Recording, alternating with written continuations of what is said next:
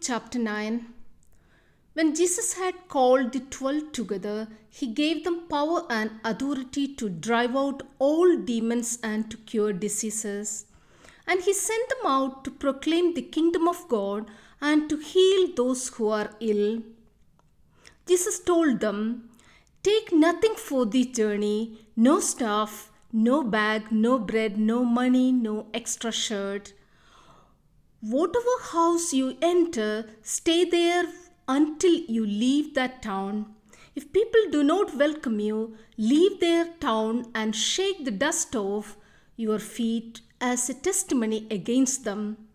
So they set out and went from village to village proclaiming the good news and healing people everywhere.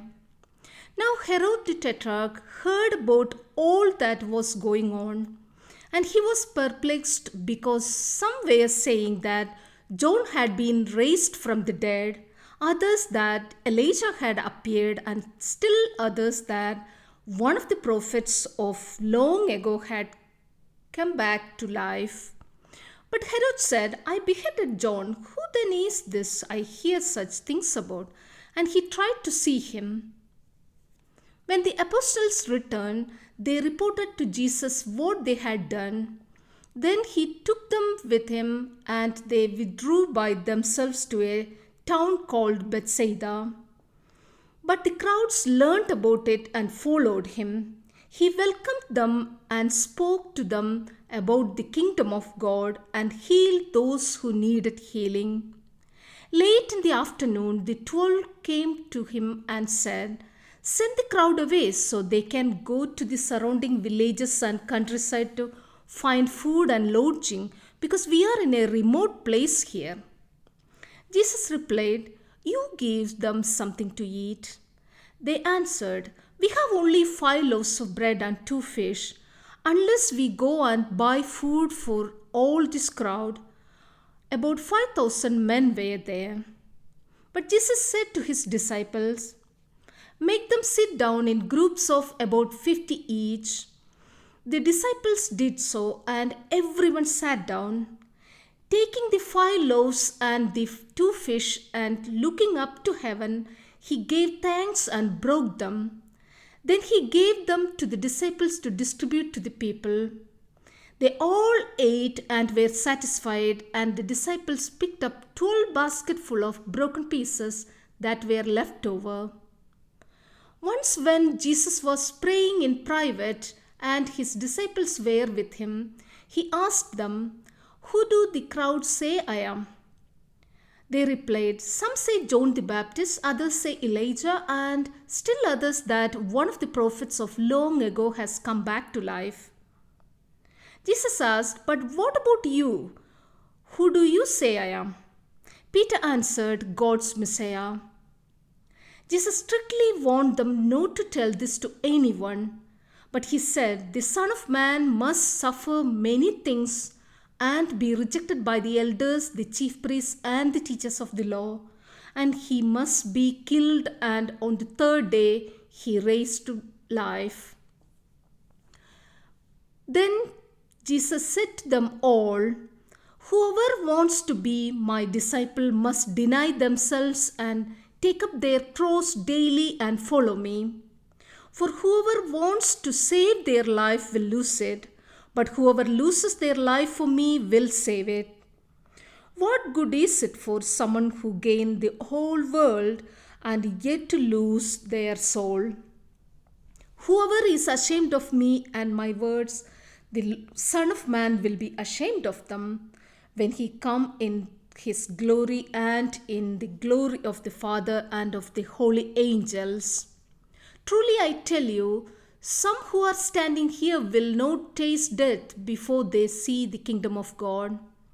About 8 days after Jesus said this, he took Peter, John, and James with him and went up onto a mountain to pray. As he was praying, the appearance of his face changed, and his clothes became as bright as flash of lightning. 2 men, Moses and Elijah, appeared in glorious splendor talking with Jesus. They spoke about his departure, which he was about to bring to fulfillment at Jerusalem. Peter and his companions were very sleepy, but when they became fully awake, they saw his glory and the two men standing with him. As the men were leaving Jesus, Peter said to him, "Master, it is good for us to be here. Let us put up 3 shelters, one for you, one for Moses, and one for Elijah." He did not know what he was saying. While he was speaking, a cloud appeared and covered them, and they were afraid.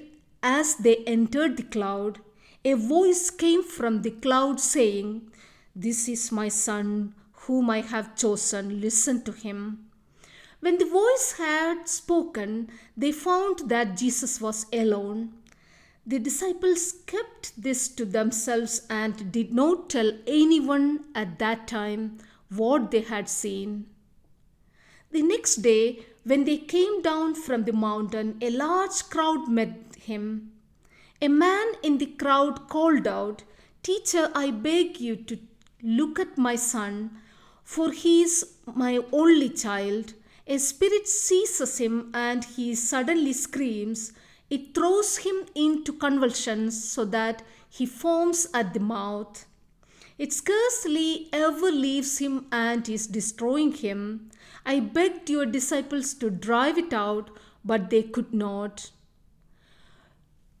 Jesus replied, "You unbelieving and perverse generation, how long shall I stay with you and put up with you?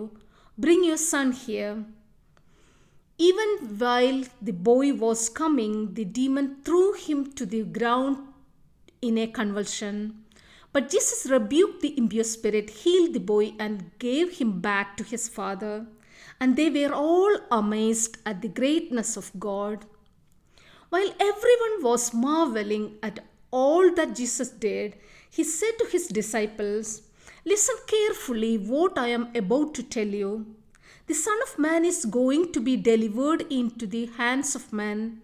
But they did not understand what this meant. It was hidden from them so that they did not grasp it, and they were afraid to ask him about it. An argument started among the disciples as to which of them would be the greatest. Jesus, knowing their thoughts, took a little child and had him stand beside him. Then Jesus said to them, "Whoever welcomes this little child in my name welcomes me, and whoever welcomes me welcomes the one who sends me. For it is the one who is least among you all who is the greatest." John said, "Master, we saw someone driving out demons in your name, and we tried to stop him because he is not one of us." Jesus said, "Do not stop him, for whoever is not against you is for you." At the time approached for him to be taken up to heaven, Jesus resolutely set out for Jerusalem, and he sent messengers on ahead who went into a Samaritan village to get things ready for him. But the people there did not welcome him because he was heading for Jerusalem. When the disciples James and John saw this, they asked, "Lord, do you want us to call fire down from heaven and destroy them?" But Jesus turned and rebuked them. Then he and his disciples went to another village. As they were walking along the road, a man said to him, "I will follow you wherever you go." Jesus replied, "Foxes have dens and birds have nests, but the Son of Man has no place to lay his head." Jesus said to another man, "Follow me." But he replied, "Lord, first let me go and bury my father."